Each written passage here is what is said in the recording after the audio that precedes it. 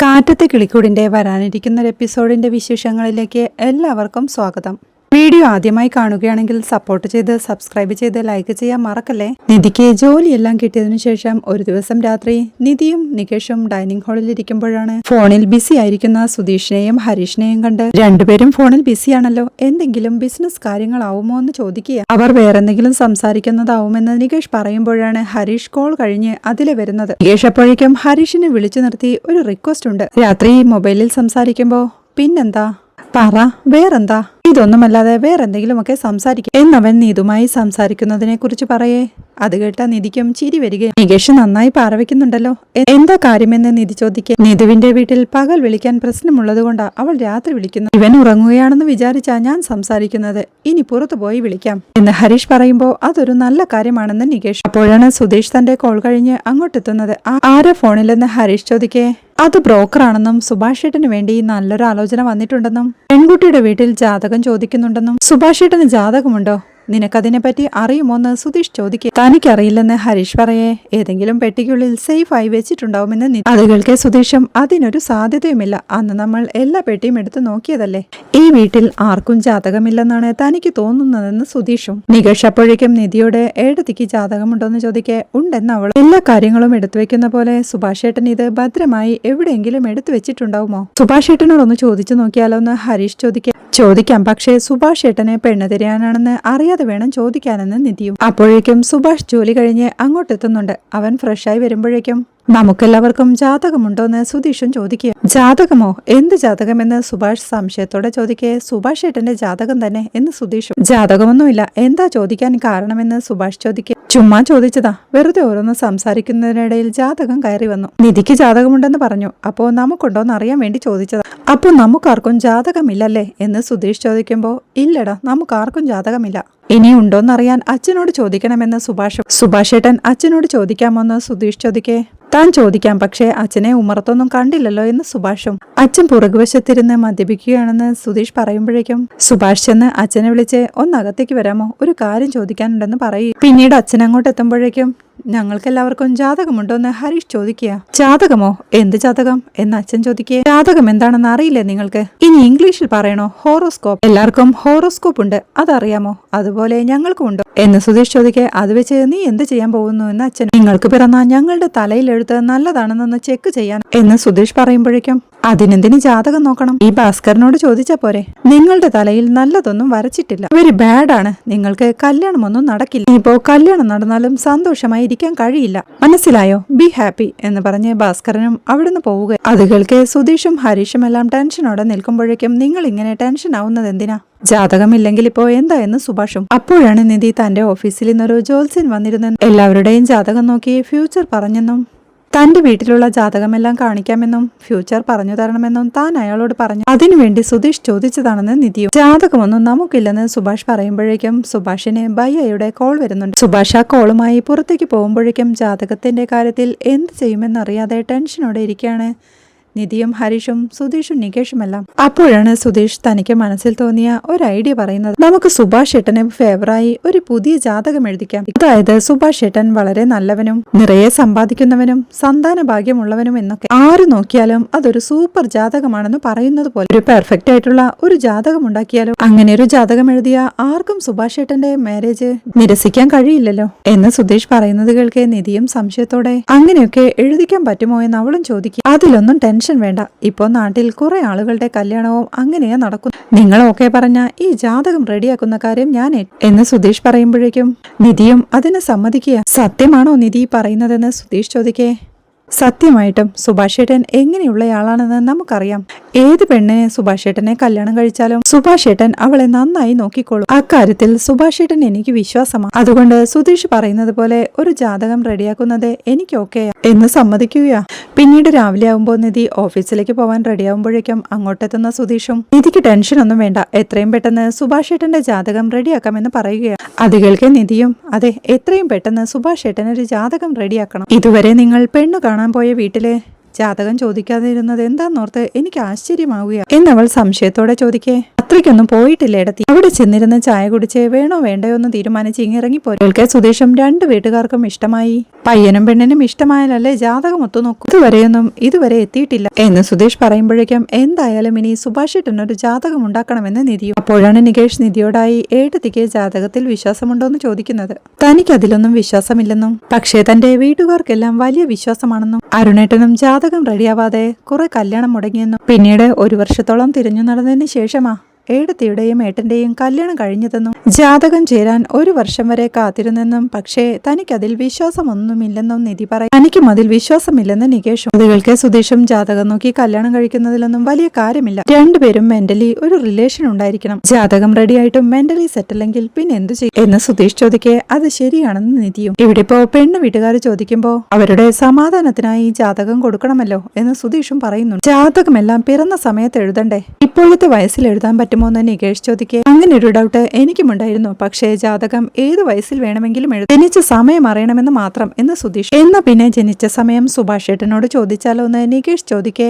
സുഭാഷ് ഏട്ടനോട് ചോദിക്കേണ്ടെന്നും അച്ഛനോട് ചോദിക്കാമെന്ന് നിധിയും. അവർക്കാണോ ഇപ്പോ അതറിയാൻ പോകുന്നതെന്ന് സുധീഷ് ചോദിക്കെ അവരുടെ മകൻ ജനിച്ച സമയം അവർക്കറിയാതിരിക്കോ എന്ന് നിധി ചോദിക്കുമ്പോഴാണ് ഭാസ്കരനും തന്റെ സൈക്കിളിൽ അങ്ങോട്ടെത്തുന്നത്. അദ്ദേഹം പാട്ടും പാടിക്കൊണ്ട് ഡൈനിങ് ഹാളിലേക്ക് എത്തുമ്പോഴേക്കും 1 മിനിറ്റ് എന്ന് പറഞ്ഞ് നിധി പിടിച്ചു നിർത്തുന്നുണ്ട്. Yes what can I do എന്ന് അച്ഛൻ ചോദിക്കെ സുഭാഷ് ഏട്ടൻ എപ്പോഴാ ജനിച്ചതെന്ന് നിധി ചോദിക്കുന്നുണ്ട്. അവൻ ജനിച്ചിട്ട് 10-30 വർഷമായി എന്ന് അച്ഛൻ പറയുമ്പോഴേക്കും അതല്ല ജനിച്ച ടൈമാണെന്ന് സുധീഷും. അപ്പോഴേക്കും നിധിയും സുഭാഷ് ഏട്ടനെ ഒരു ജാതകം ഉണ്ടാക്കണം. സുഭാഷ് ഏട്ടനെ പെണ്ണു നോക്കിയ വീട്ടിൽ നിന്ന് അവർ ജാതകം ചോദിക്കുന്നു. ഒരുത്തം നോക്കണമെന്ന് പറയുമ്പോഴേക്കും ഈ ലോകത്തുള്ള എല്ലാവരും ജാതകം നോക്കിയാണോ കല്യാണം കഴിക്കുന്നത്? എന്താ നിങ്ങൾ രണ്ടുപേരും ജാതകം നോക്കിയാണോ കല്യാണം കഴിച്ചത്? ഞാൻ ജാതകം നോക്കിയാണോ കല്യാണം കഴിച്ചത് എന്ന് അച്ഛനും ചോദിക്കുന്നുണ്ട്.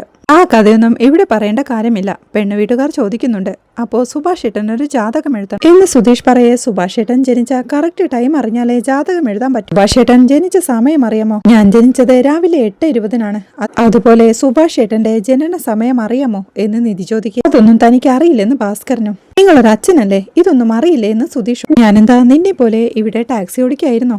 ലോറിയാണ് ഞാൻ ഓടിച്ചിരുന്നത്, അതും നാഷണൽ പെർമിറ്റ് ലോറി. ഏത് സ്റ്റേറ്റിൽ ഏത് സമയത്താ ഉണ്ടാവുമെന്ന് പോലും അറിയും. എന്റെ ഭാര്യ പറയും ഈ മാസം കുട്ടി ജനിക്കും. ഞാൻ അങ്ങനെ രാജസ്ഥാനും ജയ്പൂരും ഒക്കെ കറങ്ങി വരുമ്പോഴേക്കും കുട്ടി ജനിച്ച് 10 ദിവസമായിട്ടുണ്ട്. എനിക്ക് എങ്ങനെ അറിയാനാന്ന് അച്ഛനും. അതൊക്കെ ശരി തന്നെ, പക്ഷേ ഏത് സമയത്താണെന്ന് പറഞ്ഞിട്ടുണ്ടാവില്ലേ എന്ന് നിധി ചോദിച്ചു. ടൈം ഒന്നും എനിക്കറിയില്ല, രാത്രി ജനിച്ചെന്ന് പറഞ്ഞു. ഇപ്പോ ജോൽസിന്റെ അടുത്ത് രാത്രി ജനിച്ചതാണെന്ന് പറഞ്ഞ് ഒരു ജാതകം ഉണ്ടാക്കി തരാൻ പറ എന്ന് പറഞ്ഞ അച്ഛൻ അകത്തേക്ക് കയറി പോവുകയാണ്. അപ്പോഴേക്കും ടെൻഷനോടെ നിൽക്കുന്ന നിധിയോടായി അത് വിട്ടേക്ക്, ടൈം അറിയില്ലെന്ന് പറഞ്ഞ് ജാതകം എഴുതിക്കാൻ നോക്കാം എന്ന് പറഞ്ഞ് സുധീഷ് പോവാൻ തുടങ്ങുമ്പോഴേക്കും സുധീഷ് തനിയാണോ പോകുന്നതെന്ന് നിധിയും. എന്താ നിധി കൂടെ വരുന്നുണ്ടോന്ന് സുധീഷ് ചോദിക്കേ. എനിക്ക് ഓഫീസില്ലേ? സുധീഷിന്റെ കൂടെ ഹരീഷ് വരാമെന്ന് പറഞ്ഞതാണല്ലോ എന്ന് നിധി ചോദിക്കേ. അതെ അവനും വരുന്നുണ്ട്, പോണ വഴി കടയിൽ നിന്ന് കൂട്ടിയിട്ടും പോയിക്കോളാം എന്ന് പറഞ്ഞ് സുധീഷ് പോവാൻ തുടങ്ങുമ്പോഴേക്കും അങ്ങോട്ടെത്തുന്ന സുഭാഷ്. ഇങ്ങോട്ടാ സുധീഷേ, ചായ കുടിച്ചിട്ട് പോയെന്ന് പറയുമ്പോഴേക്കും ഇവിടെ അടുത്ത് വരെ പോവാനുണ്ട്, വന്നിട്ട് കഴിക്കാമെന്ന് പറഞ്ഞ് സുധീഷ് അവിടെ നിന്ന് ഇറങ്ങി പോവുക. അപ്പോഴേക്കും സുഭാഷ് നിധിക്കും നികേഷിനുമുള്ള ലഞ്ച് എടുത്തു കൊടുക്കുമ്പോഴേക്കും അവരും അതുമായി വീട്ടിൽ നിന്ന് ഇറങ്ങുകയാണ്. അങ്ങനെ സുധീഷും ഹരീഷും ഒരു ജോത്സ്യന്റെ അരികിലെത്തി. ഞങ്ങളുടെ ഏട്ടന് പെണ്ണ് അന്വേഷിക്കുന്നുണ്ടെന്നും പെൺവീട്ടുകാർ ജാതകം ചോദിക്കുന്നുണ്ടെന്നും ഞങ്ങളുടെ ചേട്ടന് ജാതകമില്ലെന്നും ഒരു ജാതകം എഴുതി തരണമെന്നും പറയുക. നിങ്ങളുടെ ചേട്ടന്റെ പേരും ജനിച്ച സമയവും തീയതിയും എല്ലാം എഴുതി തരാനായി ജോത്സ്യം പറയുമ്പോഴേക്കും ജനിച്ച നാളറിയാമെന്നും സമയം അറിയില്ലെന്നും സുധീഷ്. ടൈം അറിയാതെ പിന്നെ എങ്ങനെ ജാതകം എഴുതുമെന്ന് ജോത്സ്യൻ ചോദിക്കേ. ഞങ്ങളുടെ ചേട്ടന് ജാതകം അത്ര പെർഫെക്റ്റ് ആയിരിക്കണമെന്നൊന്നുമില്ല. ഏട്ടൻ ജനിച്ച തീയതിയുണ്ടല്ലോ, അതിലൊരു നല്ല സമയം കണ്ടെത്തി ഒരു ജാതകം നിങ്ങൾ തന്നെ അങ്ങ് റെഡിയാക്കും എന്ന് സുധീഷ് പറയേ. അതുപോലൊന്നും എഴുതാനാവില്ല, നിങ്ങളുടെ ചേട്ടൻ ജനിച്ച സമയം പറ, അല്ലെങ്കിൽ എഴുന്നേറ്റ് പോ എന്ന് അയാൾ. അത് കേൾക്കെ സുധീഷും ദേഷ്യത്തോടെ എന്താ നിങ്ങൾക്ക് ജനിച്ച സമയമില്ലാതെ ഒന്ന് എഴുതിയ? ഞങ്ങൾക്ക് ഇതിലൊന്നും വലിയ വിശ്വാസമില്ല. ഒരു നല്ല സമയം നിങ്ങൾ തന്നെ കണ്ടെത്തി ഒരു സൂപ്പർ ജാതകം അങ്ങോട്ട് നിങ്ങൾ എഴുതി തരുന്ന ജാതകം ഞങ്ങൾ നോക്കുന്ന ഏത് പെൺകുട്ടിയുടെ ജാതകത്തോട് ചേർത്ത് വെച്ചാൽ 10ൽ 10 പൊരുത്തവും ഉണ്ടായിരിക്കണം.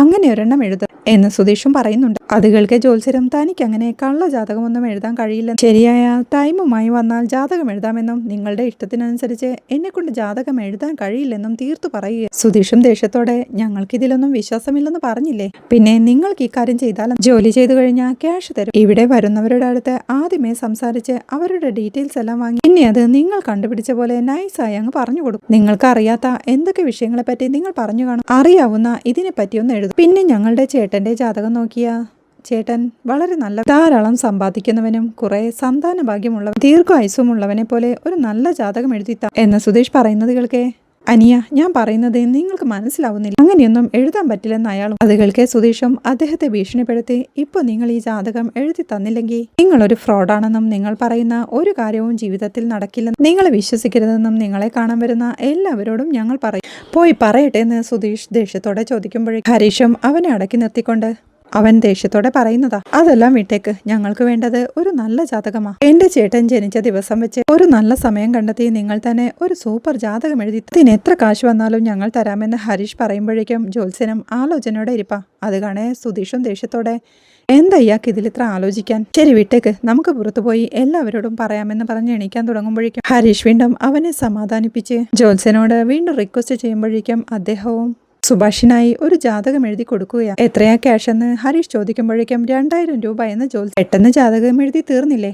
ഒരു ഡിസ്കൗണ്ടും ഇല്ലെന്ന് സുധീഷ് ചോദിക്കും. നിങ്ങൾ തരുന്നുണ്ടെങ്കിൽ തന്നിട്ട് പോവാൻ നോക്കുന്ന ജ്യോത്സ്യൻ. അങ്ങനെ അവർ ജ്യോത്സ്യൻ പറഞ്ഞ കാശെല്ലാം കൊടുത്ത് സന്തോഷത്തോടെ ജാതകവുമായി വീട്ടിലേക്ക് തിരിക്കുക. പിന്നീട് പെൺവീട്ടുകാരെ സ്വീകരിക്കാനായി വീടെല്ലാം വൃത്തിയാക്കുന്ന തിരക്കിലാണ് നിധിയും സുധീഷും നികേഷുമെല്ലാം. സുഭാഷേട്ടനെ പെൺവീട്ടിൽ നിന്ന് വരുന്ന കാര്യം അറിയാമോ എന്ന് സുധീഷ് ചോദിക്കും. സുഭാഷേട്ടനോട് പറഞ്ഞിട്ടില്ലെന്നും പെട്ടെന്ന് ഇതറിഞ്ഞ ഇനി ദേഷ്യപ്പെടുമോ എന്ന് അറിയില്ലെന്നും നിധിയും. അതൊന്നും കാര്യമാക്കേണ്ടെന്നും സുഭാഷേട്ടൻ വരുമ്പോ ഏടത്തി തന്നെ കാര്യം പറഞ്ഞാൽ മതിയെന്നും സുഭാഷേട്ടൻ ഏടത്തിയോട് ദേഷ്യപ്പെടില്ലെന്നും നികേഷ് പറയും. ഇത്തവണയെങ്കിലും സുഭാഷേട്ടന്റെ കല്യാണം നടക്കാനായി എല്ലാവരും പ്രാർത്ഥിക്കണമെന്ന് നിധിയും പറയുന്നു. അതെങ്ങനെ ശരിയാവും? വരുന്ന കുടുംബം നല്ല കുടുംബമായി. പെണ്ണിന് സുഭാഷേട്ടനെ പിടിക്കാം. അതെല്ലാം നോക്കണ്ടേ? ഏതെങ്കിലും ഒരു കുടുംബത്തെ എന്റെ ചേട്ടന്റെ തലയിൽ കെട്ടിവെക്കാൻ പറ്റും എന്ന് സുധീഷ് പറയുന്നത് കേൾക്കെ നിധിയും, ഞാനിപ്പോ എന്താ പറഞ്ഞു? കല്യാണം നടക്കാൻ പ്രാർത്ഥിക്കാനല്ലേ പറഞ്ഞത് എന്ന് നിധിയും ചോദിക്കുന്നുണ്ട്. അപ്പോഴേക്കും ഹരീഷും തന്റെ ബൈക്കിൽ സുഭാഷേട്ടനെയും കൊണ്ട് അങ്ങോട്ടെത്തുകയാ. സുഭാഷേട്ടൻ വാ എന്ന് പറഞ്ഞ് ഹരീഷ് വീട്ടിലേക്ക് നടക്കുമ്പോഴേക്കും, എന്താ ഹരീഷ് കാര്യം? ചോദിച്ചോ, ഒന്ന് പറഞ്ഞൂടെ എന്ന് ചോദിച്ച് സുഭാഷും അവന്റെ പുറകെ ചെല്ലും. അവൻ ഡൈനിങ് ഹാളിലേക്ക് എത്തി ടെൻഷനോടെ, നിധി എന്തുപറ്റി? എല്ലാം ഓക്കെ എന്ന് ചോദിക്കേ, എല്ലാം ഓക്കെ തന്നെയാ.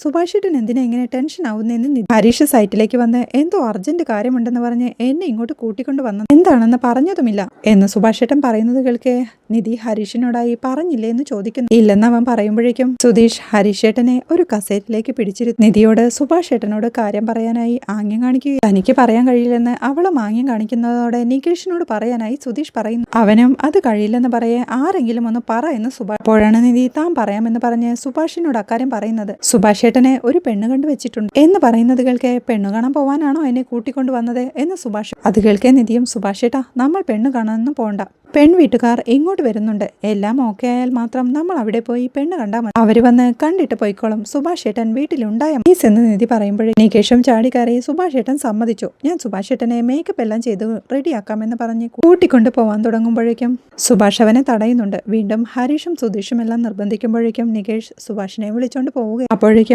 അവരുടെ അച്ഛനും ഡൈനിങ് ഹാളിലേക്ക് എത്തുന്നുണ്ട്. നിധി അദ്ദേഹത്തോടായി പെൺവീട്ടുകാർ ഇങ്ങോട്ട് കാണാൻ വരുന്നുണ്ടെന്ന് പറയുമ്പോഴേക്കും, ഇതുവരെ നമ്മൾ അങ്ങോട്ട് പോയി പെണ്ണ് കാണലല്ലായിരുന്നു പതിവ്, ഇതെന്താ പുതിയൊരു രീതി? പെൺവീട്ടിൽ നിന്ന് ചെറുക്കനെ കാണാൻ വരുന്നു എന്ന് ചോദിക്കെ അവരാദ്യം വീട് കാണണമെന്ന് പറഞ്ഞു, അതുകൊണ്ടാണ് അവർ ഇങ്ങോട്ട് വരുന്നത്, വരുമ്പോ അച്ഛൻ ഇവിടെ ഉണ്ടാവണമെന്ന് നിധി ഓർമ്മിപ്പിക്കേ.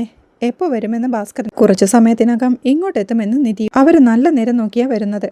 4 മണിക്ക് രാഹുകാലം കഴിഞ്ഞിറങ്ങുമെന്ന് പറഞ്ഞു. ഇപ്പോൾ സമയം 4:30 കുറച്ചു സമയത്തിനകം എത്തുമെന്ന് സുധീഷ്. അത് കേൾക്കെ അച്ഛനും തന്നെ ആദ്യമേ അറിയിക്കാത്തതിനെ ചൊല്ലി വഴക്കിട്ട് താൻ വീട്ടിൽ നിന്ന് ഇറങ്ങി പോകുമെന്ന് ദേഷ്യത്തോടെ പറയുന്നുണ്ട്. വെറുതെ വിരട്ടാതെ വീട്ടിലിരിക്കുന്ന നിധി തീർത്തു പറയുമ്പോഴേക്കും, ഓക്കെ മേഡം വീട്ടിലിരുന്നോളാം, താങ്ക് യു എന്ന് സമ്മതിക്കുകയാ അച്ഛനും. പിന്നീട് സുഭാഷ് ഏട്ടനെ റെഡിയാക്കി നികേഷ് എത്തുമ്പോഴേക്കും പെൺവീട്ടുകാരും അങ്ങോട്ടെത്തുകയാ.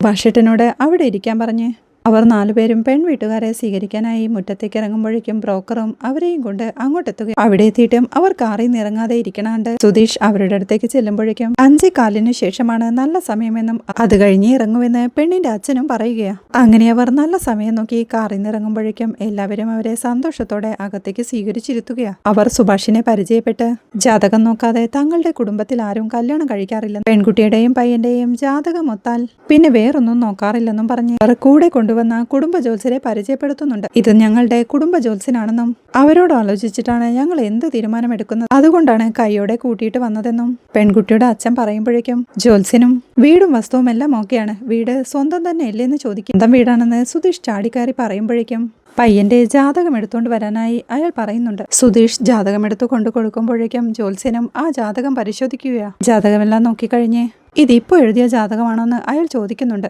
പഴയ ജാതകം നശിച്ചുപോയെന്നും അതുകൊണ്ട് പുതിയൊരെണ്ണം സെറ്റാക്കിയതാണെന്നും സുധീഷ് പറയേ ഏത് ജ്യോത്സ്യരാണെന്ന് അയാളും ചോദിക്കുക. ജ്യോത്സ്യന്റെ പേരെല്ലാം സുധീഷ് പറഞ്ഞു കൊടുക്കുമ്പോഴേക്കും ഈ ജാതകം നമ്മുടെ പെൺകുട്ടിക്ക് ചേരില്ലെന്ന് ജ്യോത്സ്യനും പെൺകുട്ടിയുടെ അച്ഛനോടായി പറയുന്നുണ്ട്. ഈ ജാതകം നമ്മുടെ പെൺകുട്ടിക്കെന്നല്ല ഒരു പെൺകുട്ടിയും മാച്ചാവില്ലെന്ന് ജ്യോത്സ്യൻ പറയുന്നത് കേൾക്കെ എല്ലാവരും ടെൻഷനോടെ നിൽപ്പാ. ആ ജ്യോത്സ്യൻ നമ്മളെ പറ്റിച്ചെന്ന് സുധീഷും ഹരീഷിനോടായി പതിയെ പറയുന്നുണ്ട്. അത് കേൾക്കെ അച്ഛനും ദേഷ്യത്തോടെ എവിടെ കൊടുത്താടാ ജാതകം എഴുതിച്ചത് എന്ന് ചോദിക്കെ സുധീഷ് വീണ്ടും ആ ജ്യോത്സ്യന്റെ പേര് പറയുകയാണ്. അത് കേൾക്കെ അച്ഛനും ഇപ്പോഴത്തെ ജ്യോത്സ്യന്മാരെയെല്ലാം കുറ്റപ്പെടുത്തിക്കൊണ്ട് പഴയൊരു പ്രമുഖ ജ്യോത്സ്യനെ കുറിച്ച് ആ ജ്യോത്സ്യനോട് ചോദിക്കുന്നുണ്ട്. ആ ജ്യോത്സ്യനും അയാളുടെ പേര് പറഞ്ഞ് അയാൾ നല്ലൊരു ജ്യോത്സ്യരാണ് എന്ന് പറയുമ്പോഴേക്കും നിങ്ങൾക്കും അയാളെ അറിയാമോ? അയാളുടെ അടുത്താണ് ഞാൻ എന്റെ മോന്റെ ജാതകം ആദ്യം എഴുതിച്ചത് എന്ന് അച്ഛൻ പറയുന്നത് കേൾക്കെ സുധീഷും ഹരീഷും നിധിയുമെല്ലാം അമ്പരപ്പോടെ അച്ഛനെ തന്നെ നോക്കി നിൽപ്പാ. ജാതകമുണ്ടോന്ന് അറിയില്ലെന്ന് പറഞ്ഞ അച്ഛനായിപ്പോ സുഭാഷിന്റെ ജാതകം എഴുതിച്ച കഥ പറയുന്നത്. അവരാ കാലത്തും 100 രൂപയ്ക്ക് ആ ജാതകം എഴുതി തന്നത്. എന്റെ മോന്റെ ജാതകം പെട്ടെന്ന് എഴുതി തരണമെന്ന് പറഞ്ഞപ്പോൾ അപ്പോൾ തന്നെ അയാൾ എഴുതി തന്നു. അക്കാര്യം ഇവരെന്നോട് ചോദിച്ചിരുന്നു.